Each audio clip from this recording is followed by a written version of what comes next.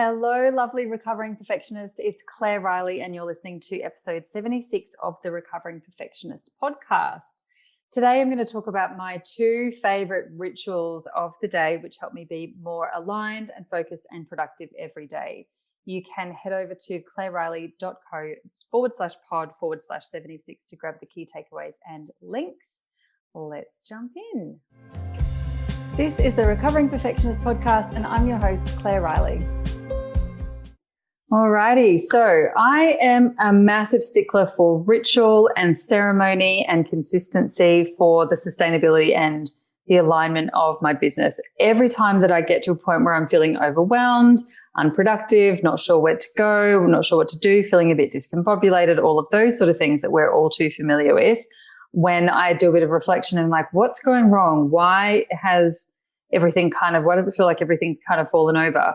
Often it's because I've stopped doing one or both of these rituals. So I want to go through them.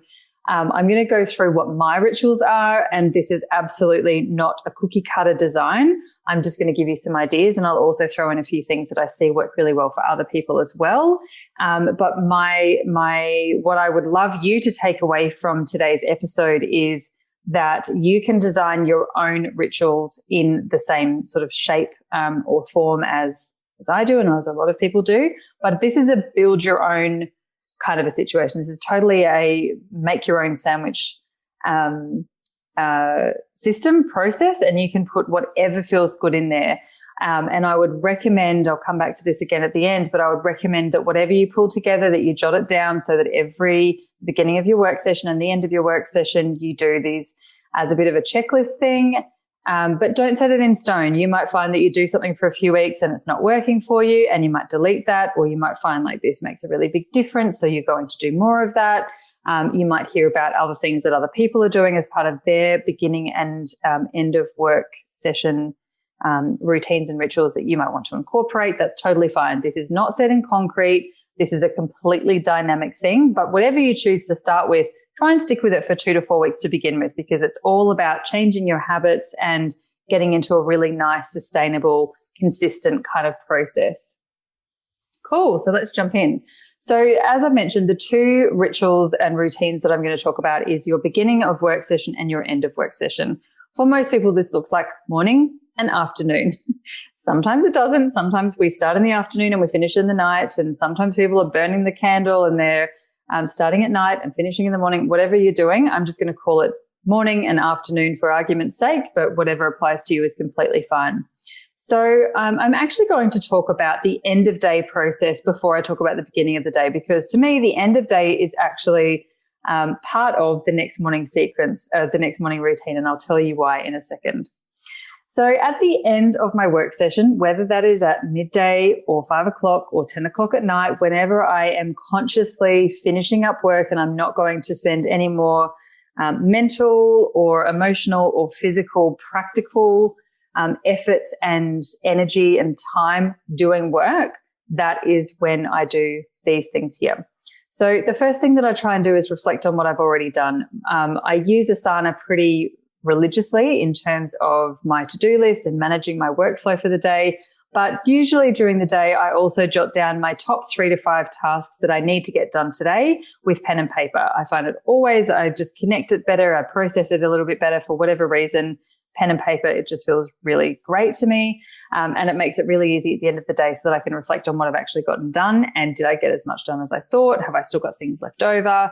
Did I get everything and more done? I'm also one of those people who, if I do something that's not on the list, I write it on the list so I can tick it off the list. I'm a professional Virgo for a reason. But I like to reflect. Part of that, what comes with that is also celebrating. So sometimes I'll have done something, I'll either message a biz bestie and be like, hey, I finally finished that XYZ that I've been working on, or, anything like that, or even just give myself a bit of a, yeah, that's done. Excellent. And make myself, pause for that thing. I've talked in a previous episode about one of the things that we don't do enough of in our business is pause for celebration and reflection. And when we work in a big team, we often have our teammates or our boss giving us a pat on the back or some feedback, or at least there's a closure of a project or a closure of a task.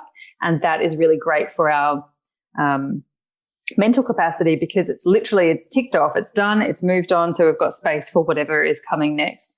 when we work for ourselves, we don't tend to be so great at that. So it's definitely a big part of something that you can work in to your end of day routine.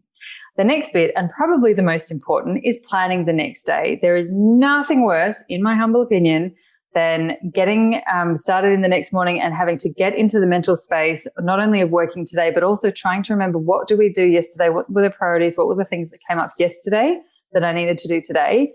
If you don't do that while you're still in it today, it can be really hard and take a much longer time the next day or the next work session, which often isn't the next day, to jump back into it. So planning for tomorrow, today, while you're still in it, is so much more helpful, so that when you come and sit down tomorrow or next week or whenever the next work session is for your business, you're just getting straight into it. You know exactly what needs to be done, you know, all of that sort of thing. It makes it a lot easier for you, and it doesn't take up all of that extra mental energy unnecessarily. So planning for tomorrow, today, number one tip. The last thing is to close and put away. So if there's an option for you to have something that signals to yourself and perhaps those people around you as well in your home, if you're working from home, that you are done for the day, this is a really beautiful way to start to sort of shut down and relax and get into your shoes off mode, you know, into your back into your personal life, works at work and homes at home, and trying to kind of compartmentalize those things. It can be as simple as closing your laptop. It might also mean decluttering some things. For me, I've got a really small place at the moment, so I work at my kitchen table. I need the kitchen table to feed my children dinner. So there's a pretty no-brainer. I have to shut everything down and put everything away so that it looks like a kitchen table again and not like a desk. But that really is a great signal to my brain and to me and to everyone around. Work's done. We're into home mode now, and that's a really nice closing out ritual, just as you would leave an office and lock the door behind you, or turn your computer off, or whatever it is, all of those sort of things. Having some physical, practical, tangible ways to signal to yourself that everything's done is really, really helpful. So those are the four main components of my end of day ritual and routine. Jumping into the beginning of the day routine, this is one of those things, as I mentioned before, when I have those moments where everything just feels a bit bleh, it's almost always because I've let slip some of my beginning of day morning routine and rituals. So the things that are included in my beginning of the day rituals when I am onto it, and I'm recording this episode right now because I have let it slide for the last little while, and I've come back to my list that's always been there. I've just ignored it for a little while. And I know that it just gives me half an hour to an hour every single morning that I'm working to slip into it, to really feel into the day, to be grounded in my focus and what I'm supposed to be doing. So there's a couple of elements that I love to do. The first one is around grounding myself and around getting into the mode. For a lot of us, we have kids, or we have a heap of other stuff that has to be done in the morning before we even get to sit down in the business. For me, I've got 2 little kids. I'm a single parent. And so getting them up and ready and dressed and breakfasted and lunches made and off to school and all the other myriad of things that come up during the day, I feel like I've already done a whole day's work by 9 o'clock. So between 9 and 10 is my time to really get back into it and to ground in. Some of the things I love to do with that is either a yoga or stretching session, which I just watch on YouTube. I love listening to guided meditations, usually around 10 to 15 minutes in the morning, which can be on any topic. I love to use Insight Timer or something like that for those. And it really just, sometimes it has to do with business. Usually it doesn't, but it's just, for me, it's signaling, right, everything that's happened in the morning and, at other times is compartmentalized over there. And now I'm ready to start my day that's about me and what I need to focus on and what I need to know and think and feel and do in my body and in myself in order to have the best day possible. So whatever that looks like for you, you can chop and change and choose your own adventure with this one. Absolutely. Something that signals to you that this is now end of that chapter, beginning of this chapter for the day, for at least the next however many hours you're planning on working that day. It's a really great mindset tool as well. The next thing I love to do is track my income from the previous day. So this is something that I have done on and off probably for about the last 4 or 5 years. I absolutely love using Tash Corbin's 50 pages of color, and I track my income every single month. I also track some other business activities, and I track personal goals that way, and it just works absolute wonders. I really, really love it. And the months that I find that things drop off a little bit income-wise are the months that I stop tracking. because you get what you measure, right? So if I'm not measuring it, I'm not working on it, and I'm not consciously working on growing my business or on being open to receiving income and that sort of thing. So I track my income every single day. The next thing I do is captain's orders, which is similar to journaling. I'm personally not much of a journaler. It's not my scene. It's not my disco. Ain't my disco. But I love captain's orders, which I won't go into too much detail, but it's basically training your brain with sort of affirmations. So you're doing statements over and over again as if they've already happened. And your brain or your subconscious sort of goes to work to try and get to you to the point of that being the truth, which is really cool. So I love doing my captain's orders every morning. Ideally, you do the same or roughly the same for about 90 days. I've only made it to 90 days once, but I often make it to 60 days and then I forget a day and I start back at day one. So I think I've probably done about 400 days altogether, but only one stint of actually making it to 90 days. But I really, really do love that. The next thing I do is my emails and messages, and I try and get to close to ground zero as I can. But this is where I make sure that I've replied to all the emails I need to reply to or actioned anything from those emails. Sometimes that means forwarding it onto my team to file things. Sometimes it means taking some other sort of action, maybe setting up an invoice or fixing something or checking something. Sometimes it might mean booking in something, whatever, but I try and make sure that I'm pretty much back to zero in my inbox by the time that I actually start work after this morning routine.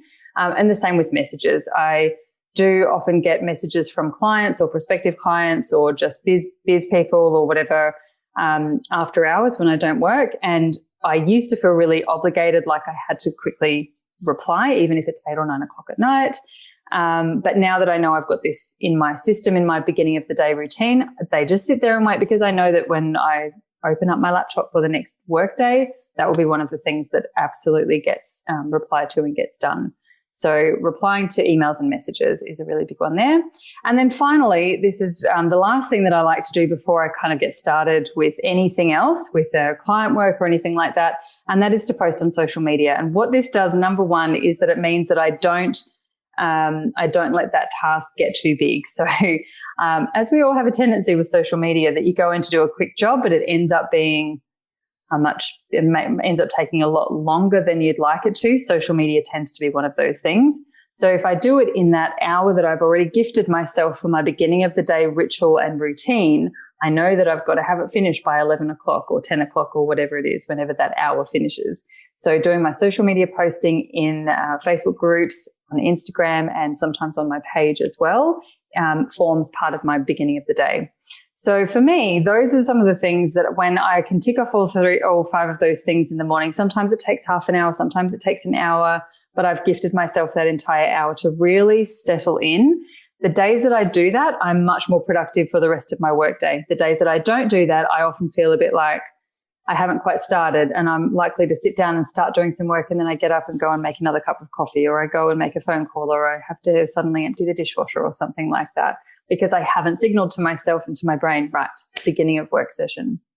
So I hope that's been helpful. There are so many elements that you can put in here. And like I said, this is a design your own sort of a situation. You don't have to copy mine or anybody else's. But if there's some things that you would like to start trying and putting into your daily beginning and or end of your day routine and ritual, jot them down so that you can do them consistently. Do them consistently for a couple of weeks before you decide whether it is or isn't working. It does definitely take a bit of a switch of the brain to get into the right gear and to turn it into a habit and to not have that resistance like, no, this isn't what we do, all of that sort of thing. So don't just try it for one day and be like, nope, not for me. Try it for a couple of weeks and get into that nice rhythm.